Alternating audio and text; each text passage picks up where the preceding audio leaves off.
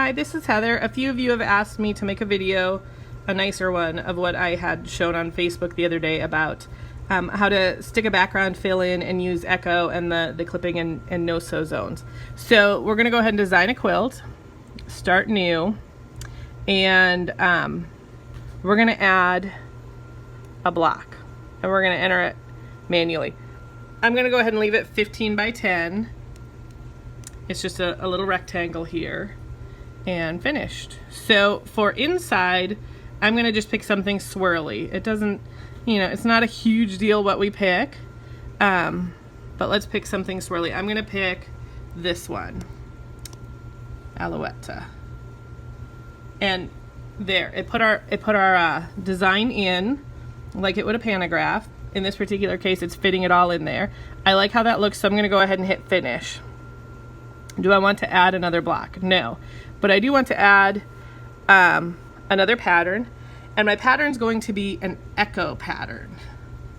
So what I want to echo is this, my pantograph. Touch the area where I want to place the echo. So I could place the echo inside or outside. And I don't know why it's not echoing there. Let's try, let's do this again, because I think I was trying to be smart. Touch the area to place the echo. It's not catching that one up there, but we maybe need to make our points smooth. There we go. See what just happened there? You have a couple of adjustments down here. How far apart, how many repeats you want, how far apart you want those repeats. Do you want them smooth, and how smooth do you want them?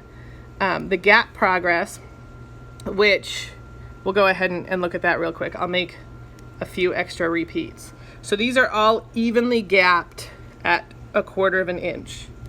If I change the gap progress here and I say 50%, every one gets further out. So this last one isn't 1/4 of an inch away, it's further. But I'm gonna go ahead and change the gap progress back to 0 because I want them all the same. And I personally like 2 repeats, 2 echoes if I'm doing a background fill behind. I like the 2 echoes. I think it's pretty. You can do just 1 if you want. That's also nice. I think the 2 sets off my design just a little bit more. As I showed earlier, points, you can either have them sharp or rounded, and that's just, you need to play with it. In this particular case, sharp makes this, and rounded goes around real nice. And that's gonna be design by design what's going to look the best. So we're going to go ahead and hit accept and finished. It's going to ask, start and end points.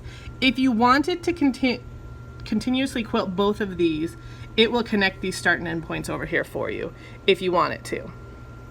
I don't. I'm saying no transition, which is basically just it's gonna stop and make me cut my threads.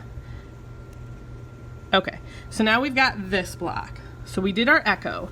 In order to do a background fill, what we want to do is add a pattern, and we're going to add a pantograph into this same current block, and this time we're going to pick a fill, so these pebbles are kind of good. Kind of crazy looking, but we're actually going to make this smaller still, so we have a nice detailed background fill back there. And I'm going to change the gap so that they're all nice and up tight to each other, all of our rows, and we're going to click finished, and jump stitches, those are fine. Okay, so now we have this. It looks a little bit crazy, right? So what we want to do though is have pebbles up here but not in here. So the way that we do that is we add a block, and we want to add either a no-sew zone or a clipping block. What a clipping will do, if we select this outer echo, is it will make that the outside of our design. It's really great for clipping off this little stuff over here. A no-sew zone block, when we select this echo, will make to where it doesn't sew this pebble pattern inside. So we're going to do a no-sew and select the pattern to be affected. That is all of these little pebble. There you go. We selected all of our little pebbles. Those are what we want to affect. And how do we want to define our block? These are very similar to what you normally have. We have mark on quilt, trace, enter a rectangle, pick a block, and create a pattern contour. And the create pattern contour will create a block off of an existing pattern. So I could select the fan pattern, the feather pattern, but since we've already echoed it, I can select this outside echo because that's what I want to use. And so what I'm going to do is do that, and then you could click over here again. You can click inside or outside, and you can see how it changes where that contour is going to go. I actually want the contour right on top of my second line right here. So if I change my gap to 1/4 of an inch down here, or from 1/4 of an inch, because what that's doing is adding a third echo, and I want it to be right on top of the echo that I've already created. So I just have 2 echoes still. So I made my gap 0, and it's right on there. The smoothness and the rounded have more impact if you're making your contour or your echo for this clipping block, this no-sew block, bigger than what you've already got here. But I want this line completely sewed, and I want my pebbles right up to it. So I'm doing a 0%. So what this shows you is inside here, it won't sew. It will sew all of this outside. So I like how that looks. I'm going to click finished. And now it's asking you what kind of transitions you want to make. There's 253 jump stitches. I'm going to go ahead and change that to continuous. It still has quite a few jump stitches for some reason, which could just be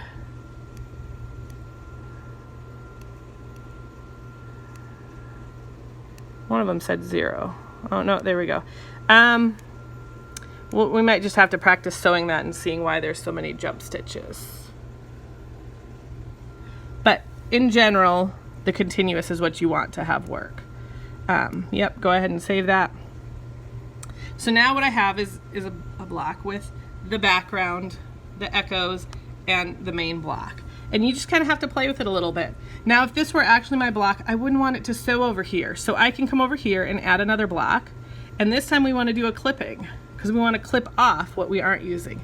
So what do we want to affect is, probably we don't need to affect the pebbles because they're already in there, but I'm going to go ahead and just select everything. I'm going to select all my echoes, all my pebbles, all my everything. So everything is selected here because I want to make sure everything is inside my block.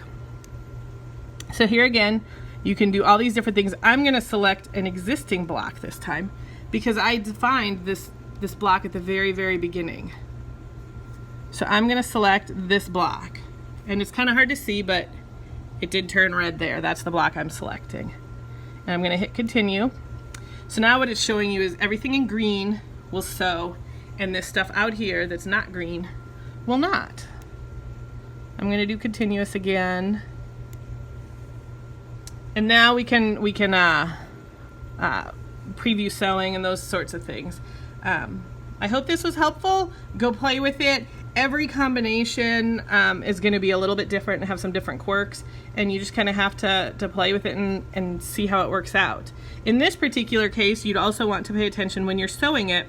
This feather, you're going to be okay sewing faster than all these pebbles. These pebbles, you're really going to have to slow down your machine to get those sewn as nice circles. Thanks.